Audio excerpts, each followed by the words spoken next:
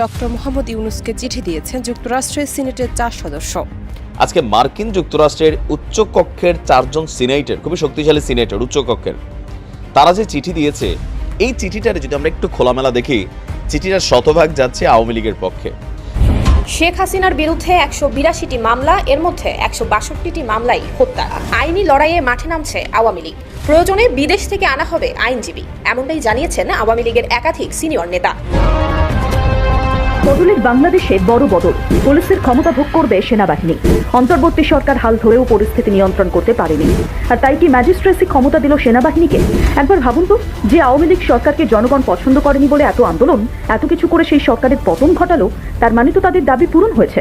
তারপরেও দেশটা এত অশান্ত কেন? কারণ বাংলাদেশের ক্ষমতার মসনদে শেখ হাসিনাকেই প্রয়োজন। শেখ হাসিনা যেহেতু নাই, সে কারণেই সব কিছু স্বাভাবিক হচ্ছে না, এরকমটাই ধারণা করছে এবং বলতেছে আওয়ামী লীগের কর্মী ও সমর্থকরা যারা রয়েছে দেশে এবং বিদেশে, তারা সকলে, এবং তারা নিজেরা তো এটা বলতেছেই, প্রকাশ করতেছে, এবং পাশাপাশি তারা এই বিষয়টা ইউরোপীয় ইউনিয়ন সহ ইউরোপ, পশ্চিমা বিশ্ব সহ তাদের সকলকে বোঝানোর চেষ্টা করতেছে। ওই যে কল রেকর্ডে কিন্তু হাসিনের সাথে যে কল রেকর্ড ফাঁস হয়েছিল, আপা আপা বারবার বলছিল, সে কিন্তু বলছিল যে আমরা ইউরোপীয় পার্লামেন্টকে এটা বোঝানোর চেষ্টা করতেছি যে আপনাকেই দরকার। তো যাই হোক, এইবার যুক্তরাষ্ট্রের পক্ষ থেকে ডক্টর ইউনূসকে চিঠি দেওয়া হয়েছে এবং সেই চিঠিতে সরাসরি আওয়ামী লীগ ও শেখ হাসিনার পক্ষে মূলত চিঠিটা দেওয়া হয়েছে। পাশাপাশি শেখ হাসিনা আইনি লড়াইয়ের জন্য সে বিদেশের থেকে, বিভিন্ন দেশের থেকে সহযোগিতা নেবে। তো দর্শক, এই বিষয়ের কিছু অংশ ভিডিও শুরুতে শিরোনামে আপনারা দেখে এসেছেন, বিস্তারিত দেখবেন পুরো ভিডিও জুড়ে। এই বিষয়গুলো দেখার পূর্বে আপনাদের একটা অনুরোধ করব, যারা আমাদের চ্যানেলে নতুন আসছেন, চ্যানেলটি সাবস্ক্রাইব করে অল ক্লিক করে বেল আইকনটি চালু করে দিবেন, তাহলে নিত্য নতুন পরিবেশন করা আলোচিত সংবাদগুলো অটোমেটিকভাবে আপনারা পেয়ে যাবেন। দর্শক, চলুন আমরা দেখব যে শেখ হাসিনা বিদেশিদের সাহায্যে বাংলাদেশে সে যে আইনি লড়াই করবে, সেটা আমরা দেখার পূর্বে প্রথমে দেখব যে যুক্তরাষ্ট্রের পক্ষ থেকে ডক্টর ইউনূসকে যে চিঠি পাঠানো হয়েছে আওয়ামী ও শেখ হাসিনার পক্ষে, সেই চিঠিতে কি কি আলোচনা করা হয়েছে, চিঠিতে কি কি মূলত উল্লেখ করা হয়েছে, যেই চিঠি নিয়ে ব্যাপক আলোচনা এবং পর্যালোচনা হচ্ছে, সেটা আমরা দেখে এরপর বিষয়গুলো দেখব। ধৈর্য ধরে একটা লাইক দিয়ে ভিডিওটি দেখতে থাকুন। তুমি হাকিম হইয়া হুকুম করো, সর্প হইয়া দংশন করো, ওজা হইয়া যারো, পুলিশ হইয়া গ্রেপ্তার করো। গানটা আগে পিছে হয়ে গেছে, তবে আমাদের ভিডিওর প্রথমে আমরা একটা কুইজ খেলা আজকে খেলবো। এই চরিত্রটা পৃথিবীতে কোন রাষ্ট্রটির আছে, যারা নিজেদের রাষ্ট্র ছাড়া সারা পৃথিবীতে বসবাসকারী বাকি রাষ্ট্রগুলোকে, বিশেষ করে মুসলিম রাষ্ট্রগুলোকে অস্থিতিশীল রাখার জন্য একটা দেশে 2টা টিম তৈরি করে, 2টা টিমের মধ্যে একটা টিমরে হালকা সাপোর্ট করে, আবার পরবর্তী সময় আরেকটা টিমরে সাপোর্ট করে, আর এতে ওই দেশে একটা ভেজাল লাইগেই থাকে। ডক্টর মোহাম্মদ ইউনূস আমেরিকার খুবই মিত্রশক্তি বা খুবই পছন্দের একজন মানুষ, এটা আমরা সকলেই জানি। এখন তিনি ক্ষমতায় বসার পরে আজকে মার্কিন যুক্তরাষ্ট্রের উচ্চ কক্ষের 4 জন সিনেটর, খুবই শক্তিশালী সিনেটর উচ্চ কক্ষের, তারা যে চিঠি দিয়েছে, এই চিঠিটারে যদি আমরা একটু খোলামেলা দেখি, চিঠিটার শতভাগ যাচ্ছে আওয়ামী লীগের পক্ষে। চিঠিটা শতভাগ যাচ্ছে ভারতের প্রধানমন্ত্রী নরেন্দ্র মোদী ডক্টর ইউনূসের কাছে যেই কথাটা বলেছিলেন, বা ভারত প্রতিদিন তাদের সেনাবাহিনী প্রস্তুত করার জন্য যেই কথা বলেন, সংখ্যালঘু শব্দটা ইস্যু করে ভারত প্রতিদিন আমাদের হিন্দু ভাইদেরকে নিয়ে যে বক্তব্য দেন, এই চিঠিটা খোলামেলা যদি আমরা অ্যানালাইসিস করি, এই চিঠিটা টোটালি আমেরিকা পাঠাইছে কার জন্য? ভারতের পক্ষে। আর আওয়ামী লীগের পক্ষেই কিন্তু আমেরিকার এই অবস্থানটা যাচ্ছে। দর্শক, আপনার কি বলা যায়, 4 জন সিনেটর আমি যদি একটু দেখি, এদের নাম হচ্ছে, আজকে আপনার একটা চিঠি তারা প্রকাশ করেছে। বৈদেশিক সম্পর্ক কমিটির সভাপতি Ben Cardin, senator Chris Murphy, Chris van Hollen এবং জেফ মেরকেলে বাংলাদেশের রাজনৈতিক এবং প্রাতিষ্ঠানিক পরিবর্তন চেয়ে ব্যাপক বিক্ষোভের প্রতিক্রিয়ায় চিঠিতে গণতান্ত্রিক সংস্কার, জবাবদিহিতার জরুরি প্রয়োজনীয়তার উপর তারা জোর দিয়েছেন। এটা হচ্ছে পার্ট 1। এটা সুন্দর। দ্বিতীয় অংশটা থেকে ভেজাল শুরু হয়েছে। সিনেটররা হিন্দু সম্প্রদায়ের উপর হামলার জন্য, পাশাপাশি কক্সবাজারে আশ্রয় নেওয়া রোহিঙ্গাদের উপর হামলার জন্য দায়ীদেরকে জবাবদিহিতার আওতায় আনতে কঠোর আইন প্রয়োগ এবং দ্রুত পদক্ষেপ নেওয়ারও আহ্বান জানিয়েছেন। এই জায়গাটা থেকে শুরু হয়েছে তাদের এই চিঠির অ্যালার্জেটিক যেই অবস্থানটা আছে। এর পাশাপাশি আরেকটা অংশ তারা লিখছে যে বাংলাদেশে যখন অনেকে এই নতুন অধ্যায়টি উদযাপন করছে, তখন এই উদযাপনের একটি উল্লেখযোগ্য পরিমাণ সহিংস হয়ে উঠেছে। তো এই সহিংসতাটা কার বিরুদ্ধে? ছাত্রলীগ, যুবলীগ, আওয়ামী লীগের বিভিন্ন যারা এতদিন বাংলাদেশে একটা প্রেক্ষাপট ছিল যে ছাত্র শিবির শুনলেই ছাত্রলীগ মারত, পুলিশের কাছে ধরাই দিত। এখনও কিন্তু বর্তমানে যে হত্যাকাণ্ডগুলো হচ্ছে আপনি দেখবেন যে একই দৃশ্যপট এখানে দেখা যাচ্ছে। তো তারা সেই জিনিসটাকে কাউন্টার করে বলছে যে আপনার পুলিশের পাশাপাশি পুলিশের উপর যে হামলা হচ্ছে সেটা তারা মেনশন করেছে সংখ্যালঘু হিন্দু সম্প্রদায় এবং শেখ হাসিনা সরকারের সমর্থক বলে মনে করা প্রতিশোধের নথিভুক্ত প্রতিবেদন রয়েছে। তার মানে মার্কিন যুক্তরাষ্ট্র বিষয়গুলোকে দেখছে যে আওয়ামী লীগের সমর্থক বললে অনলাইনে যেমন আপনারা গালাগালি করেন, অফলাইনে যাদের হাতে ক্ষমতা আছে, যারা বিভিন্ন দলের, তারাও কিন্তু একটা সহিংস মেন্টালিটিতে আপনার অবস্থান নিয়ে নিয়েছে। বাট ইউনূস সরকারের জন্য হয়তো খুব বেশি পারছে না, কিন্তু এগুলো আমেরিকা ফোকাস করতেছে বৈশা বৈশা। ঠিক একই বক্তব্য আপনার 5ই আগস্টের আগে বিএনপির পক্ষে কিন্তু আপনার আমেরিকা দিত। তো ফলস্বরূপ তারা বলছে যে দেশে আইন প্রয়োগের ফাঁকফোকর এবং হিন্দু সম্প্রদায়ের সদস্য, রোহিঙ্গা শরণার্থী সহ সহিংস হামলার মুখোমুখি হওয়া ব্যক্তিদের সুরক্ষার অভাব দিয়েছে। আমরা আপনাদের এই হুমকি এবং সহিংসতার ঘটনাগুলোকে গুরুত্বের সঙ্গে নেওয়ার আহ্বান জানাচ্ছি, ঠিক যেমন বাংলাদেশে আশ্রিত মিলিয়নেরও বেশি রোহিঙ্গা জনগোষ্ঠীর প্রতি সমর্থন অব্যাহত রাখার আপনার সাম্প্রতিক প্রতিশ্রুতির প্রতি আমরা প্রশংসা করি। এখন আইনের ফাঁকফোকরে যে মামলা, এই ইস্যুটা তারা এখানে মেনশন করেছে যে মামলাগুলো যেগুলো হচ্ছে বেশিরভাগই আইনের প্রয়োগের ফাঁকফোকরটাকে ইস্যু করা হচ্ছে।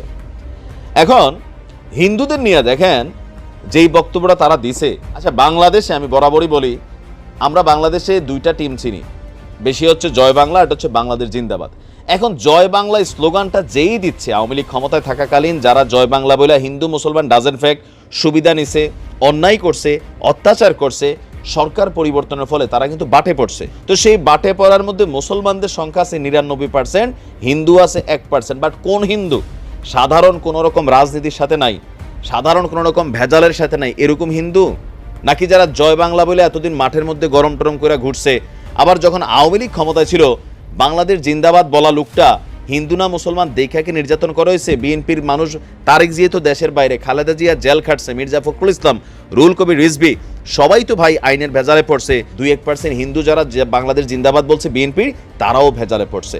হয়তো সারা বাংলাদেশে 100-র মধ্যে একটা ঘটনা ঘটছে যেখানে সাম্প্রদায়িক উস্কানিটা দিয়ে কোনো ঘটনা ঘটাতে চাইছে। বাট দেখেন আমাদের মাদ্রাসার শিক্ষার্থীরা, জামাত ইসলাম, বিএনপি সবাই আমরা মিলে এখানে প্রোটেকশন দিয়েছি। এরপরেও কিন্তু ভারত সরকার কথায় কথায় বলে বাংলাদেশে হিন্দুরা নিরাপদ না, জামাত ক্ষমতায় আসলে এখানে নানান ঘটনা ঘটবে। এই বিষয়গুলাই তাদের অন্যতম মিত্রশক্তি আমেরিকা এখন এই কথাগুলা বলছে। ভারত কিন্তু বরাবর এই কথাগুলাই বলছে যে বাংলাদেশে সেনা মোতায়েন করবে, বাংলাদেশে হিন্দুরা নিরাপদ না। এটা নিয়ে ভারতের গণমাধ্যম, ভারতের সেলিব্রিটিরা কথা বলছে। ফাইনালি মার্কিন যুক্তরাষ্ট্র কিন্তু আবার একই বক্তব্য দিচ্ছে। এখন এই বক্তব্যগুলা এই মুহূর্তে ডক্টর ইউনূস সরকারের প্রতি একটা চাপ তৈরি করা। আর ওই যে প্যাচটা কোথায় লাগছে আমি বললাম না, চীন। প্যাচটা লাগাইছে চীন, কারণ চীনের প্রতি এই মুহূর্তে যে মুভমেন্টটা বাংলাদেশের পলিটিক্সের অথবা পাকিস্তানের সাথে বাংলাদেশের যে সুসম্পর্ক, এটা কিন্তু আমেরিকা পছন্দ করছে না, ভারত তো করতেছেই না। ভারত মুখে না বললেও এখন এই কথাগুলা আমেরিকা বলা শুরু করছে। আর এই প্রত্যেকটা জিনিসের পলিটিক্যাল অ্যাডভান্টেজ আপনি যদি দেখেন, এটা আওয়ামী লীগের পক্ষে যাবে। এখন মার্কিন যুক্তরাষ্ট্র আসলে কারো বন্ধু না। এরা চায় একটা দেশের মধ্যে দুইটা টিম বানাবে, একটা টিমের দিয়ে আরেকটা টিমের সাথে গুতাগুতি লাগাই রাখবে, আর এরা দূর থেকে এসে মাতব্বরগিরি করবে।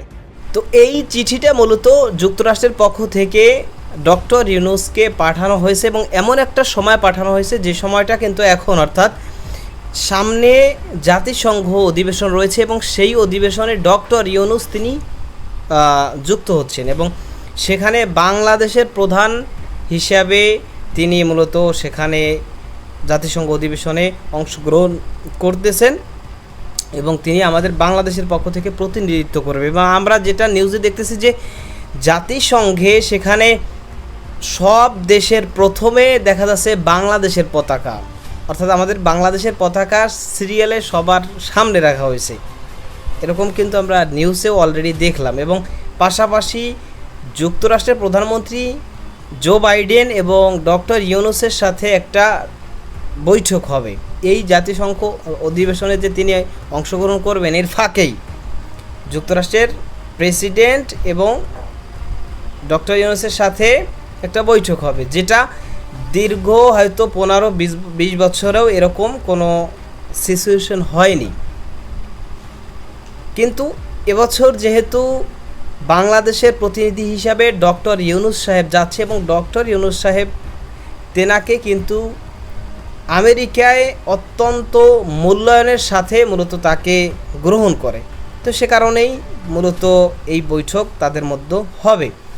এখন আসেন, এই যে চিঠিটা দেওয়া হয়েছে, এই চিঠিটা নিয়ে অনেকে বলতেছে যে এটা যুক্তরাষ্ট্রের পক্ষ থেকে যুক্তরাষ্ট্রের প্রেসিডেন্ট জো বাইডেনের পক্ষ থেকে দেওয়া হয়েছে এবং এটা সরকারের উপর একটা চাপ প্রয়োগ করা হয়েছে। বিষয়টা এরকম কিছুই না, আসলে পক্ষে বিপক্ষে লোক থাকবে, এটাই স্বাভাবিক। তো মার্কিন সেনেটর যারা রয়েছে তাদের মধ্যে পক্ষে রয়েছে শেখ হাসিনা, আওয়ামী লীগের পক্ষে সেনেটর কয়েকজন রয়েছেন। তো তারা মূলত এই চিঠিটা পাঠিয়েছেন এবং তারা এই চিঠিতে ভারত যে কথাগুলো এতদিন ধরে বলেছে যে সংখ্যালঘু যারা রয়েছে, হিন্দু, বৌদ্ধ, খ্রিস্টান সহ সংখ্যালঘু যারা সংখ্যায় কম, তাদের উপরে বিভিন্ন সময় বিভিন্নভাবে হামলা হচ্ছে বা তারা নির্যাতনের শিকার হচ্ছে, এরকম কিছু অভিযোগ কিন্তু ভারত মূলত করেছে। তো সেই অভিযোগের সাথে সুর মিলিয়ে মূলত তারা এই চিঠিটা প্রকাশ করেছে। তো এটা মূলত সরাসরি জো বাইডেনের পক্ষ থেকে বা যুক্তরাষ্ট্রের পক্ষ থেকেই যে পাঠানো হয়েছে বিষয়টা কিন্তু এরকম নয়, জাস্ট 4 জন মার্কিন সিনেটরের চিঠি, তারা এটা ভালো মনে করছে তাই চিঠিটা প্রকাশ করেছে। অন্যদিকে শেখ হাসিনা তার বিরুদ্ধে যেই শত শত হত্যা মামলা হয়েছে, তো সেই মামলাগুলোতে সে লড়াই করবে এবং লড়াই করার জন্য আইনি লড়াইয়ের জন্য সে দরকার হলে বিদেশের থেকে সহযোগিতা নেবে এবং বিদেশের থেকে আইনজীবী বাংলাদেশে আনবে এবং এনে সে আইনিভাবে লড়াই করবে। তো আপনাদের কি মনে হয় 2 শতাধিক মামলা যদি কোনো ব্যক্তির নামে হয় এবং যে আসলে প্রকাশ্যে বাস্তবত একজন খুনি, বিষয়টা যদি এরকম হতো যে সাধারণত মামলা তো হয় মিথ্যার উপরে ভর করে এবং বিভিন্ন বানোয়াটি অভিযোগ এগুলো উল্লেখ করে মূলত মামলা হয়। কিন্তু এই যে এই মামলাগুলোর কিন্তু সত্যতা রয়েছে এবং মামলার যে আসামি শেখ হাসিনা এবং তার যে বড় বড় নেতাকর্মীরা, তারা যে অপরাধী এটা কিন্তু একটা স্বতঃসিদ্ধ কথা। মানে বাংলাদেশের মানুষ প্রকাশ্যিকভাবে জানে যে এদের নির্দেশেই এই খুনগুলো হয়েছে, এই হত্যাগুলো হয়েছে, এই হত্যাকাণ্ডের আসামি এরা হচ্ছে হুকুমের আসামি। এদের হুকুম পেয়েই মূলত হত্যা করছে, পুলিশ করুক আর যাই করুক, তাদেরকে তো চাপে ফেলে মূলত নির্দেশগুলো বাস্তবায়ন করেছে। তো তারা হচ্ছে হুকুমের আসামি, তারাই হচ্ছে মূল আসামি। তো এই যে একটা পরিস্থিতি, এই পরিস্থিতিতে শেখ হাসিনা বিদেশের কেন সারা বিশ্বের থেকে আন্তর্জাতিক মানের আইনজীবী নিয়োগ করলেও ন্যায্য বিচার যদি হয় তাতে শেখ হাসিনা এবং আওয়ামী লীগ রক্ষা পাবে না। যদি আওয়ামী লীগের সাপোর্টার কোনো দল আবার ক্ষমতায় আসে, এরকমটা হয়, আর আওয়ামী লীগ যেরকমভাবে করেছিল তাদের পক্ষের মামলা হাওয়া হয়ে যায় আর তাদের বিপক্ষের মামলা রাতের গভীরে তৈরি হয়ে যায় অটোমেটিক। আসামি কবর থেকে উঠিয়েও আসামি করা হয়েছিল। তো এরকম যদি হয় সেটার হিসাব তো ভিন্ন। তো যাই হোক দর্শক, যে বিষয়গুলো আজকের ভিডিওতে দেখলেন সম্পর্কে আপনাদের মতামত কি সেটা কমেন্ট সেকশনে জানাবেন। ভালো থাকবেন, সুস্থ থাকবেন, দেখা হবে নতুন কোনো ভিডিওতে, কথা হবে নতুন কোনো বিষয়। আজকে পর্যন্তই, আসসালামু আলাইকুম রহমতুল্লাহ।